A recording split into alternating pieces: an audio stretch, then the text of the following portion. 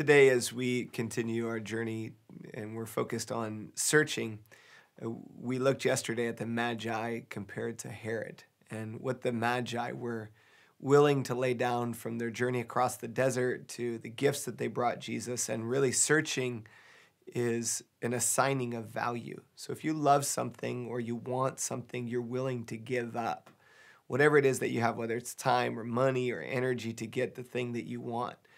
And the things that we give up reveal to us in our heart what we really want, what we deeply desire, and what we love.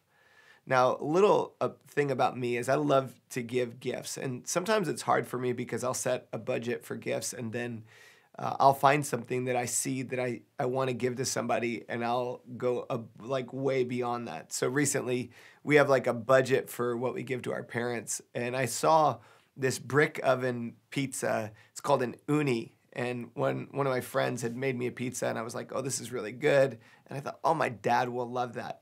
So I spent probably 4 or 5 times as much money as I normally would on a gift for my dad. And there's great delight and joy. And there are all these things that go through my mind. Like, how much do I really care about the money in a bank account? I care more about doing something nice for my dad. So I got him this gift. And again, it reveals to me about my heart what I value, what I care about. When I give gifts, when I sacrifice, when I empty myself before someone or something, it shows me what I love and what I value. And there's this precious story in John chapter 12. The Bible says that it was 6 days before the Passover. Jesus came to Bethany, where Lazarus lived, whom Jesus had raised from the dead. Here a dinner was given in Jesus' honor, and Martha served, while Lazarus was among those reclining with him at the table.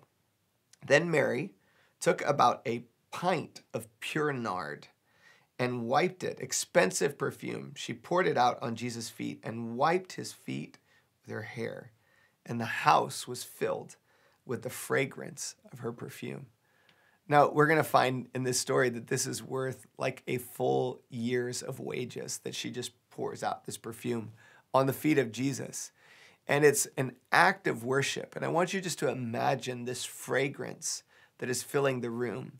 This fragrance of perfume maybe might feel a little bit strong to some, but for Mary, this is the fragrance of worship. This is the fragrance of her assigning value to Jesus. You are worth more than a whole year of perfume, like this expensive thing that I deeply value. And she so deeply loved Jesus and wanted to worship him. But Judas, on the other hand, who was later to betray him, objected and said, why wasn't this perfume sold and the money given to the poor? He did not say this because he cared about the poor, but because he was a thief and a keeper of the money bag. Now Jesus' response says, leave her alone. It was intended that she would save this perfume for the day of my burial. You always will have the poor, but you won't always have me. Now, notice that Jesus sees the value in what she's done in her worship of him. And there's something so beautiful about laying our lives before Jesus.